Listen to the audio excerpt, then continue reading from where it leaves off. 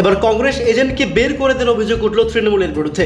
বহরমপুর লোকসভার 51 নম্বর ও 52 নম্বর বুথ বড়ুয়া বিধানসভার অন্তর্গত হরিবাটি গ্রামে কংগ্রেস এজেন্টকে বের করে দেওয়ার অভিযোগ উঠল, যা নিয়ে রীতিমতো ধুন্ধুমার পরিস্থিতি তৈরি হয় তৃণমূল ও কংগ্রেস কর্মীদের মধ্যে এবং পুলিশকে লাঠিচার্জ করতে বাধ্য করা হয়। এই মুহূর্তে এই বিষয়টি নিয়েই কিন্তু অসন্তোষ তৈরি হয়েছে বড়ুয়া বিধানসভার অন্তর্গত হরিবাটি গ্রামের 51 এবং 52 নম্বর বুথে।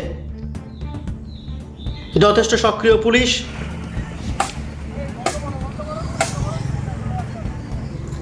ভাঙচুর করা হয় গাড়িতে, একটি বাইক ভেঙে চুরমার করে দেওয়া হয়।